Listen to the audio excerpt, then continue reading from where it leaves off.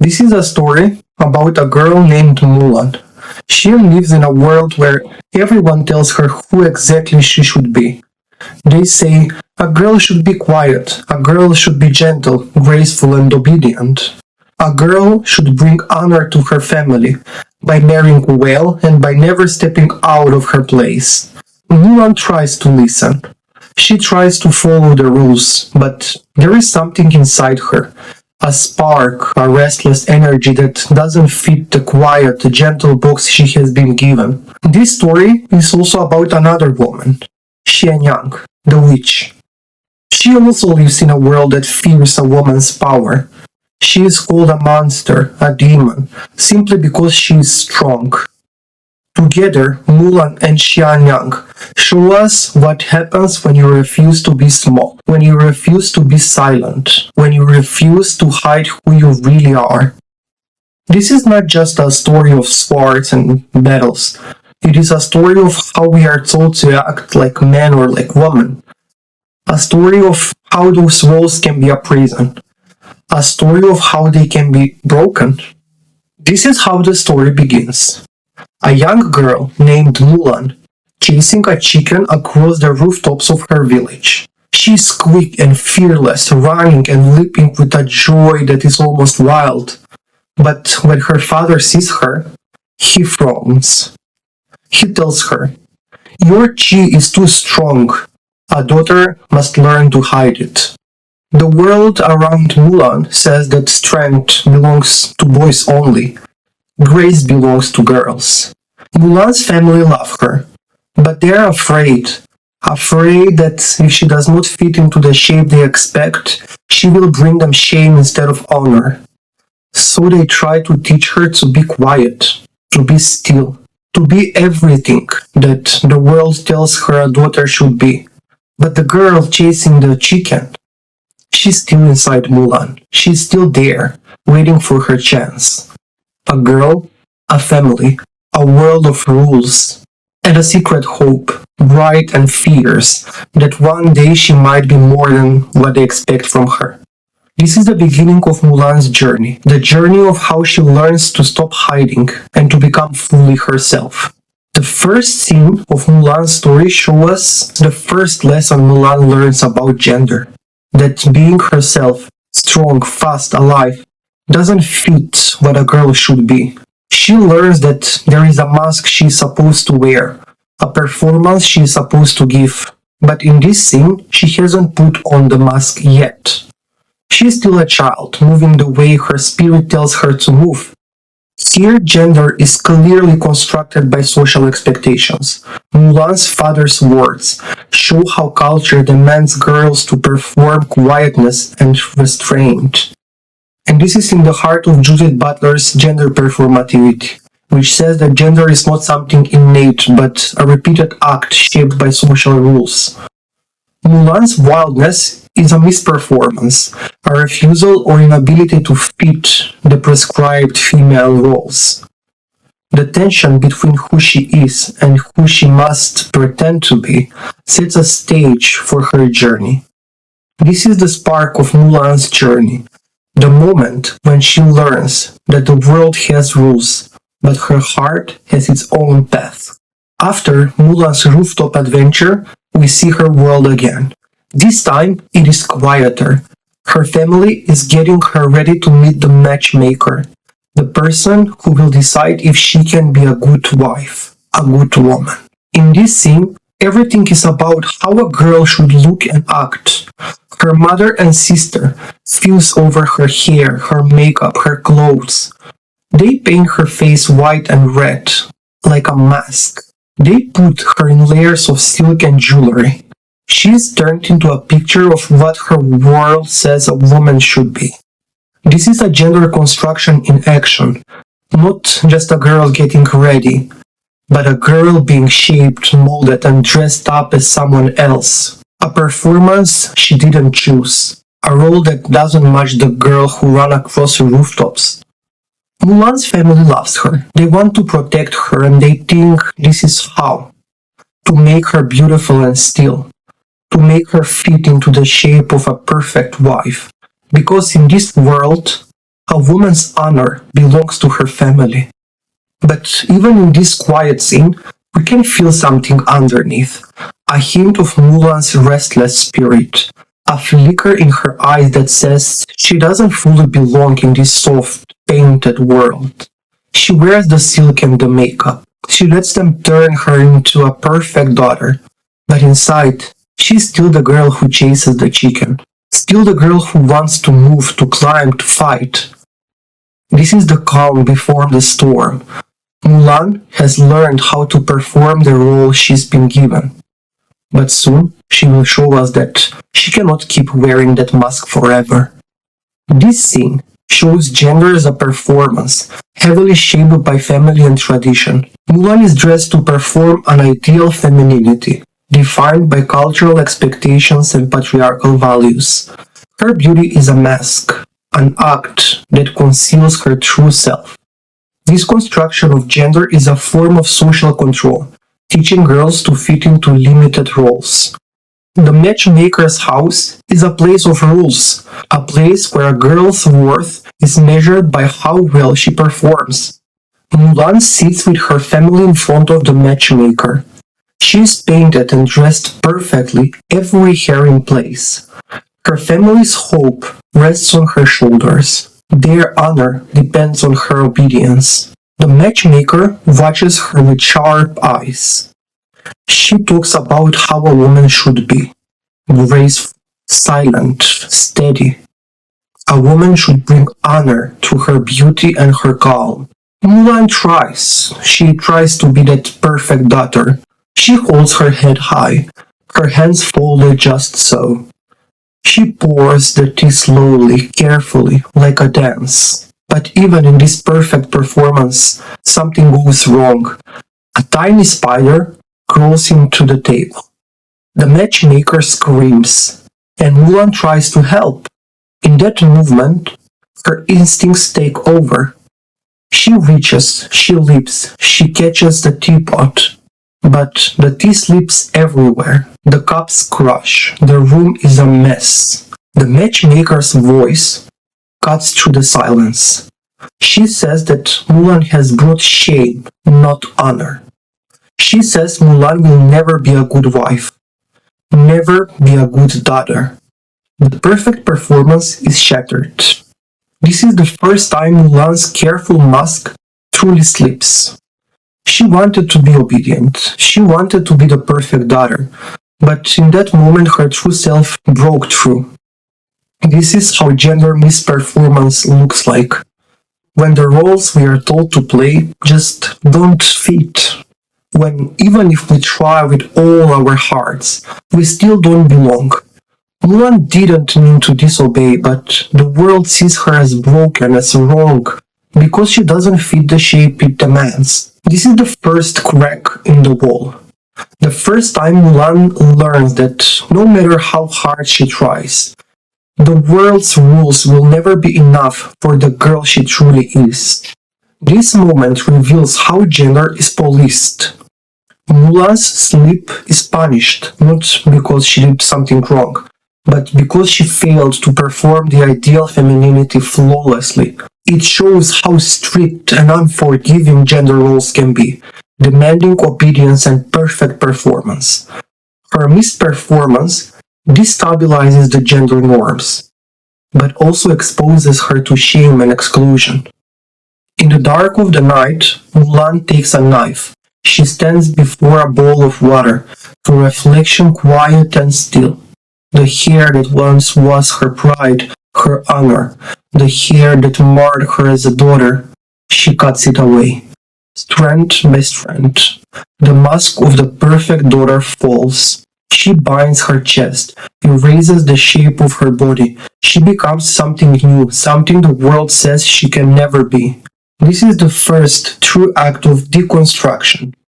Mulan is tearing down the lines that say man or woman, the rules that say what a daughter can or cannot do. In this moment, she is not just obeying the call to war.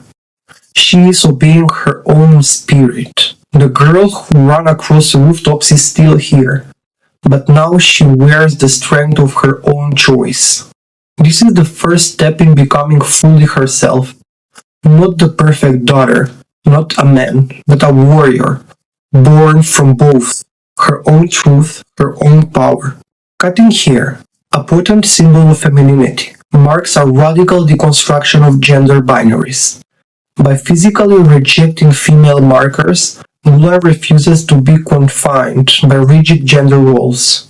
Her act is reclaiming of selfhood and a step towards reconstruction of identity on her own terms. Mulan has left her home. She is now in the army camp, dressed as a soldier, a man's armor over a woman's heart. Here there are no skills or painted faces. Here she must act like a man to survive. The soldiers train hard all day. At night, they wash away the sweat in the bathhouse.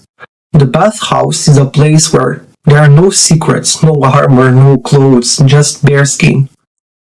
Mulan knows that this is a test she cannot pass. She cannot let the others see her body. She cannot let them see the truth of who she is. So she hides in the shadow, slipping away before they notice. She's always careful, always watchful, a heartbeat away from being discovered. This is gender performance pushed to its limits. This is performing a man's role with every breath, binding her chest, lowering her voice, moving in ways that don't belong to her. But here, in the bathhouse, the performance is dangerous. The walls that protect her, the armor, the clothing, are gone. And the truth of her body could mean the end of everything. This is also a kind of obedience. Mulan obeys the strict rule of hiding. She obeys the world's demand that she must be one thing or another, a man or a woman, never both. She obeys because she has no choice, because the world will not let her be a warrior in her own skin. This scene is small, but it holds a quiet power. It shows how even when we try to change, to pass, to hide, the truth of who we are is always there, just beneath the surface. This scene highlights the precarity of gender performance. Mulan's entire survival depends on passing as a man, controlling every movement and hiding her female body. But the bathhouse strips away the external symbols, revealing how deeply gender is tied to the body and how dangerous it is to deviate. Her obedience is forced and fraught, illustrating how gender roles can constrain identity and threaten survival. Far from the army camp, another figure moves through the snow. Her name is Xianniang. She's a witch, a woman with power that the world calls unnatural. Xianniang is not like the soldiers who fight with swords and shields. She moves like smoke, like wind. She commands magic and fear. When she attacks the imperial troops, she does not fight like a man. She fights like something beyond gender, beyond rules. But even with her power, she's called a monster. The men who follow her leader, Buri Khan, see her as a tool, not a person. They fear her because she is a woman who does not obey. Xianniang is a mirror of Mulan's world, a world that sees a woman's strength as dangerous, a world that says there is no place for a woman who can fly through the air and bend the world to her will. She is power made visible, but she is also a warning. A woman who was forced to choose exile because she could not be what they wanted. Xianniang shows us the other side of the story. She is what happens when a woman's power is seen as a threat, when there is no space for her in the world of men, when she must become a weapon, because that is all they will let her to be. In Xianniang, we see the price of refusing to perform the role given to you. The world turned its back on her, so she turned her back on the world. Xianniang represents a radical deconstruction of gender norms and patriarchal limits on female power. Her magic is a force beyond traditional gender binaries, a symbol of freedom and rebellion. But society's fear and control marginalize her, forcing her into exile and subjugation. Her character reveals how systems respond to female power perceived as threatening by co-opting or obstructing it. In the army camp, Mulan stands among the other soldiers. They are all dressed the same. They are called to fight for their country, for their emperor, all called sons of China. But Mulan is not a son. She's a daughter. Every day, Mulan trains. She learns to fight with a sword, to march in perfect lines, to shout and strike and stand tall. She learns to move like a man, to be hard, to be loud, to be brave in the way men are taught to be brave. She's always watching herself, watching how she walks, how she talks, how she breathes. This is gender performance in its most demanding. She is playing the part of a soldier, a man, and every moment is a test she cannot fail. But inside, Mulan still is the girl who ran across rooftops. Still the girl who wanted to be more than a wife, more than a daughter. She tries to hide that girl, to bury her under layers of armor and silence. Because she knows, if the truth comes out, everything she has fought for will be lost. This is also a kind of obedience. Mulan obeys the rules of this new world, even if they are not made for her. She obeys because she must. Because in a world that says only men can fight, she has no other way to stand than to be counted.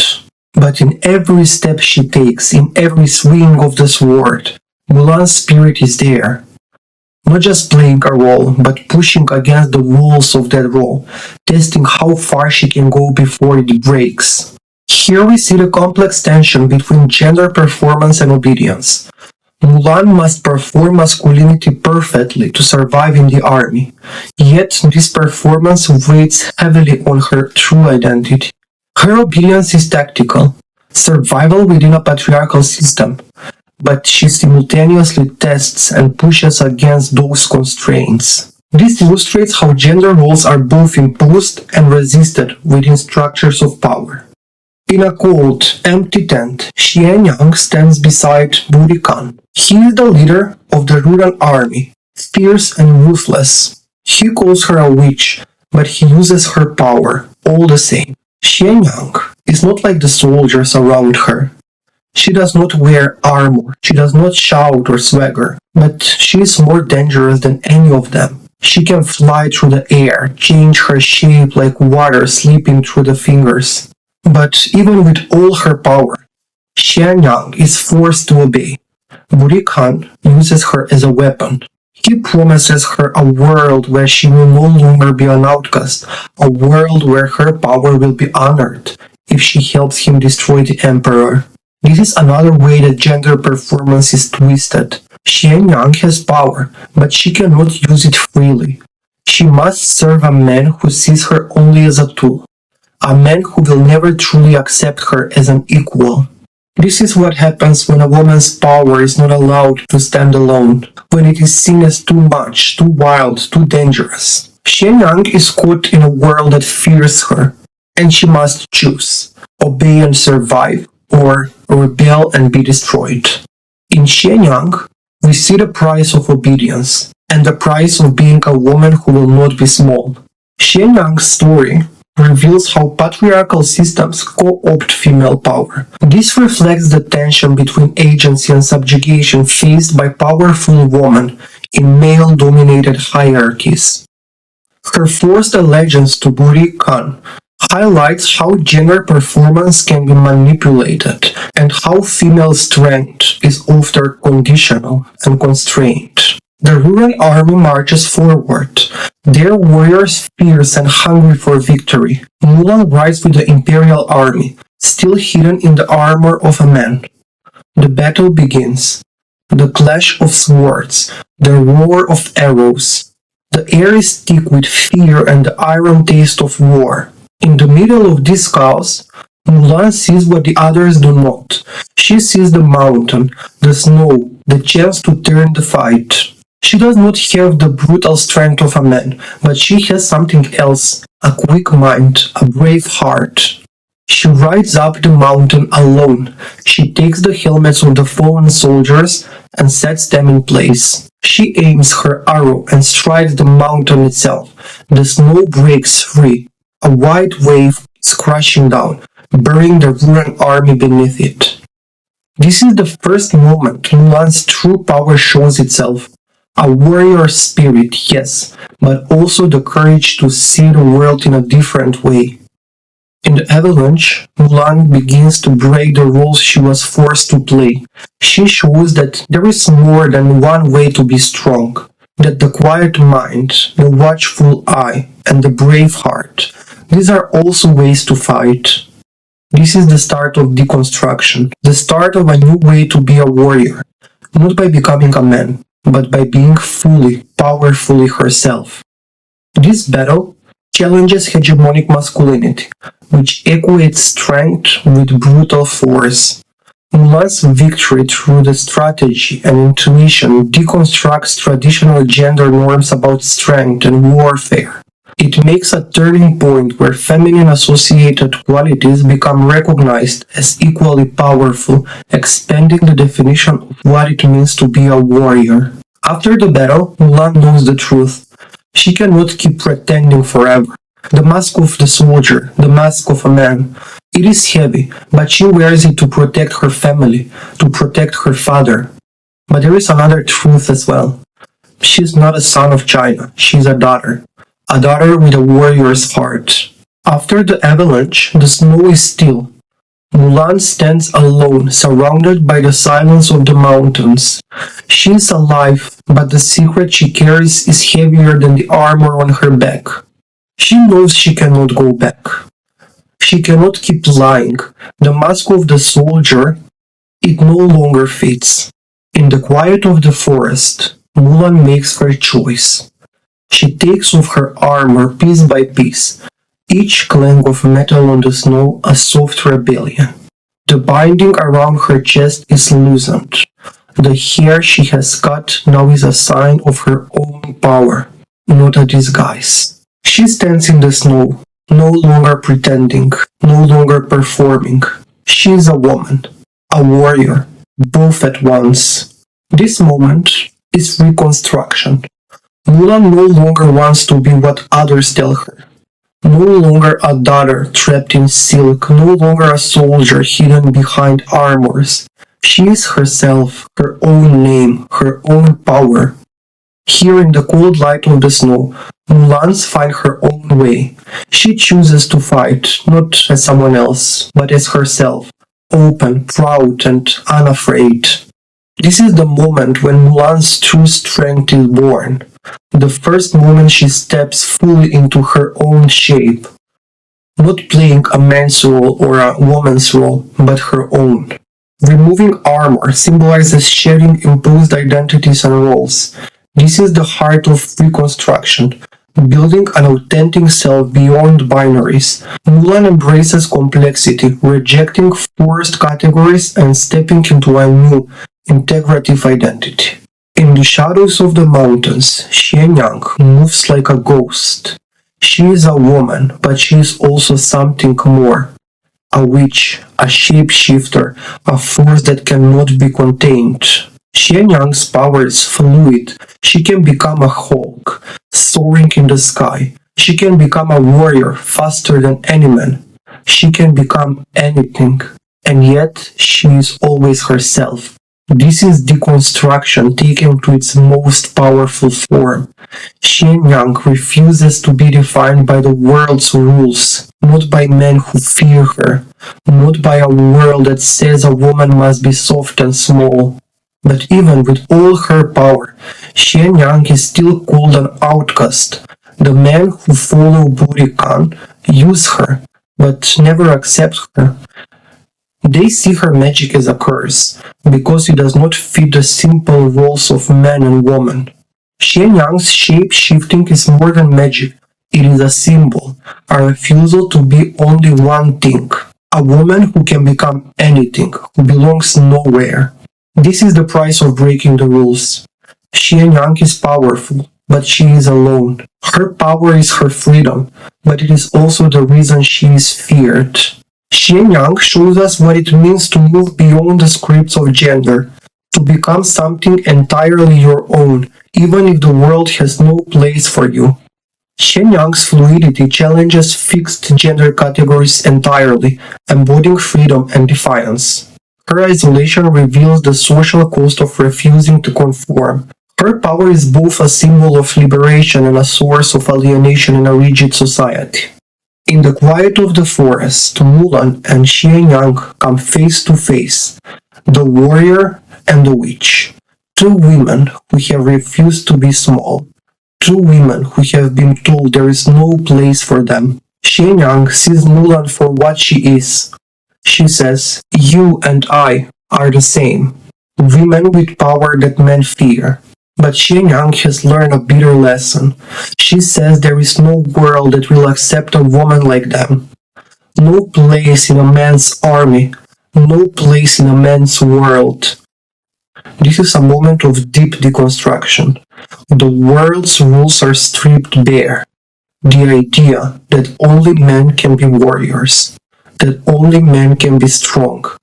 Xianniang and Mulan stand together in that quiet place, two sides of the same defiance. But Mulan still believes there is another way. She believes that the world can be changed, that a woman's power does not have to be a curse. In this meeting, we see the choice, to become the monster they say you are, or to become the hero you choose to be. Xianniang shows Mulan what happens when the world refuses to bend. Mulan shows Xianniang that sometimes, even in a world of men, a woman can stand in the light. This meeting is more than a battle of swords. It is a battle of ideas, a test of whether the rules of gender are unbreakable or if they can be rewritten. Their confrontation highlights intersectionality and gender resistance. Both of them face patriarchal limits, but choose different paths: exile or hope for change. This scene symbolizes the tension between subversion and survival in oppressive systems, and the possibility of rewriting gender narratives. After her meeting with Xianniang, Mulan knows what she must do. She knows she can no longer hide. She can no longer pretend to be a man, or shrink herself to fit the world's narrow shape. She leaves behind the armor of a man. She leaves behind the mask of who she was supposed to be. She dresses herself in red, a color that has always belonged to her, the color of life, of blood, of courage. She rides back to the army, no longer hidden, no longer passing. The red of her robe is a banner, a woman's strength, bright and fierce against the snow. In this moment, Mulan is not just a warrior or a daughter. She's both. She's all the things the world says she could never be. And she wears them like a second skin, no longer afraid, no longer small. This is reconstruction, not the breaking of gender roles, but the remaking of them. Mulan's strength is not borrowing from man, it is her own, woven from her chi, her heart, and her honor.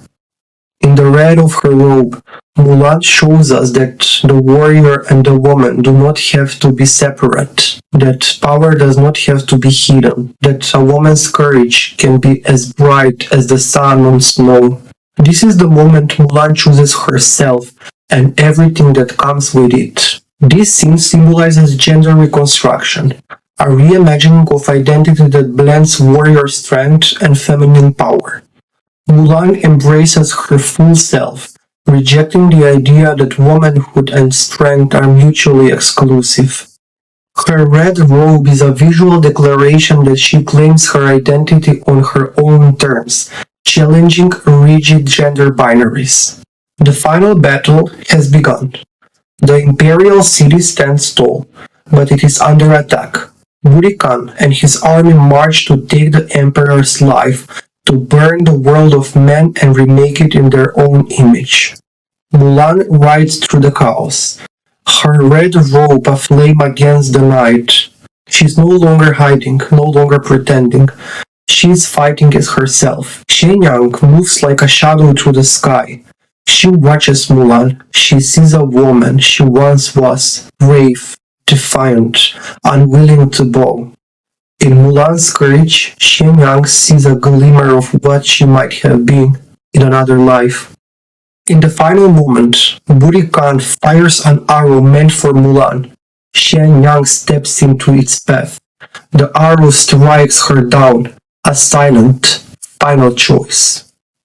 This is resistance.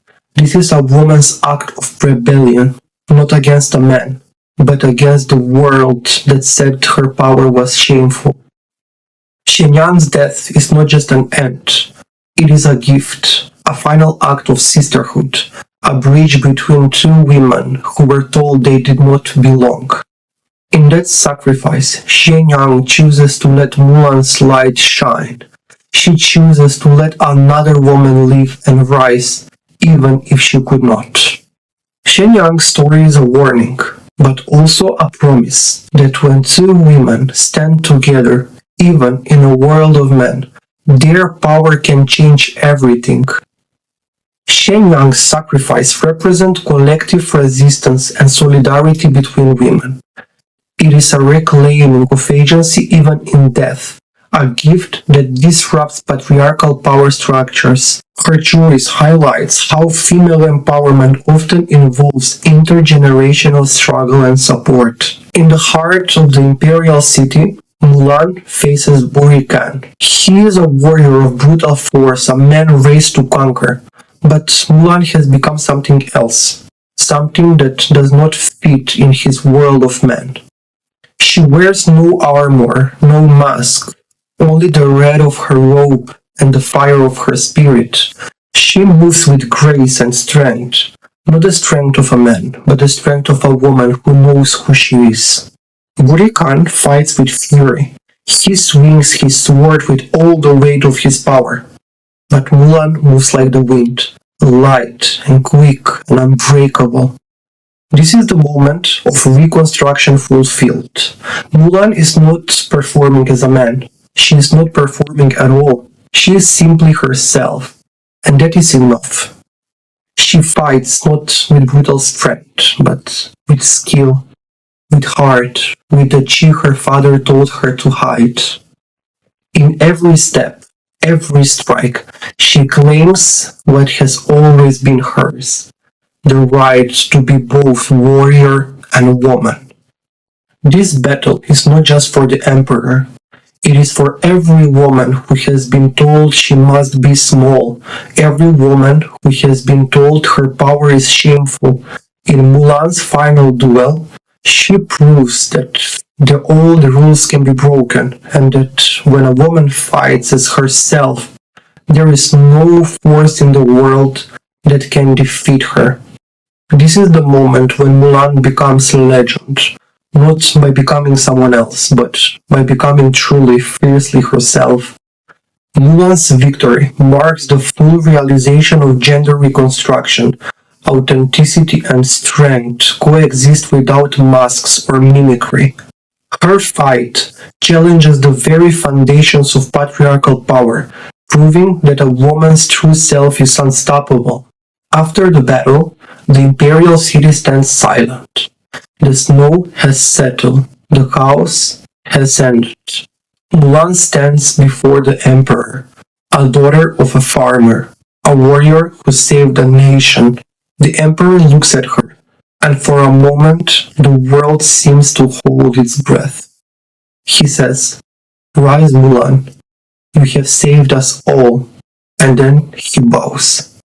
The emperor, the highest power in the land, bows to a woman, to a girl who refused to be small, to a daughter who became a warrior, to a woman who would not let the world's rules define her.